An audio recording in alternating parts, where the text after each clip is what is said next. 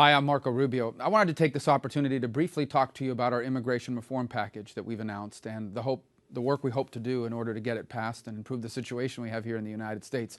Let's begin with this reality. If there wasn't a single illegal immigrant in the United States today, we would still have to do immigration reform, because the immigration system that we have is broken. It simply doesn't work. For example, high-tech industries can't find enough labor when they have shortages.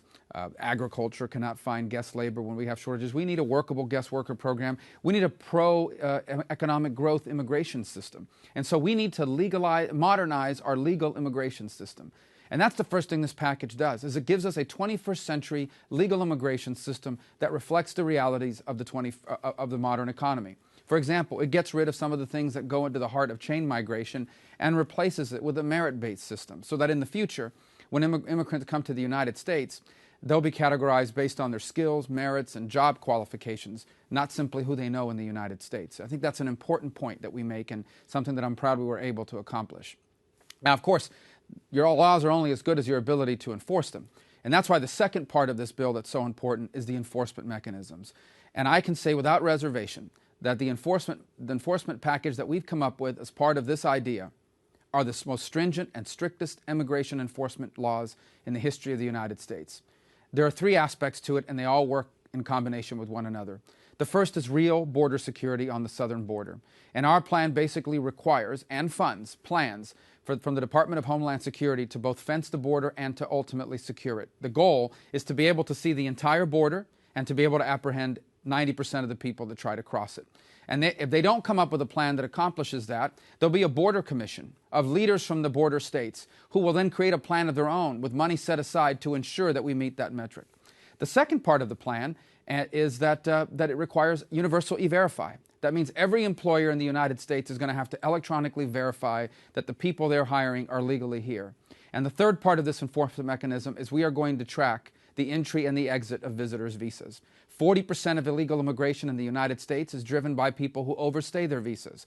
Under this plan, we will know in real time, not just when people come in, but whether they have left on time or not. And if they don't, then we will know that in real time on the internet in a computerized system that, in addition to being available to law enforcement, will also be available as part of the E-Verify package. And to ensure that all three things happen, our bill says that no one who is illegally here gets to even apply for a green card until the border plan has been fully implemented, E-Verify has been fully implemented, and the entry-exit system has been fully implemented. Until these three things happen, the green card process is not triggered.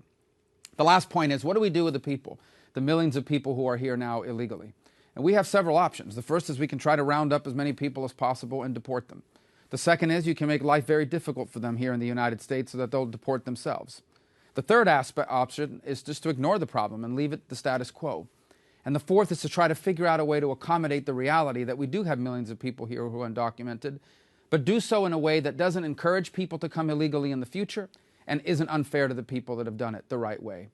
And that's the middle ground that we have found with regards to this bill. What we basically say is that if you're illegally in the United States, you have to come forward, you have to undergo a background check, pay fines, and wait 10 years in a temporary status that allows you to work, allows you to pay taxes, allows you limited travel, but it does not allow you to access a single federal benefit.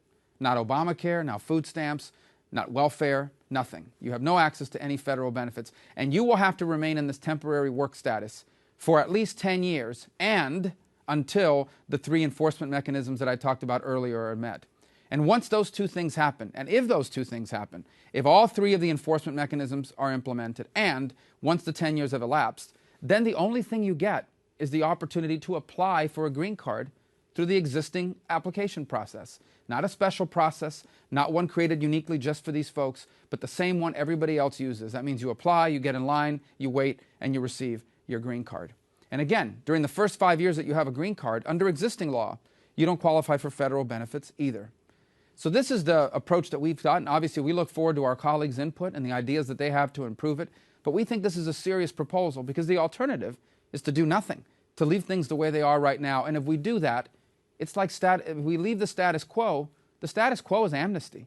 The status quo is that we have millions of people living in this country. We have no idea who they are, why they're here, or where they live.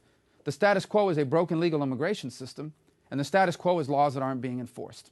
We think this plan fixes all three things. We look forward to hearing from you, your input and your ideas on how we can make it better. Thank you.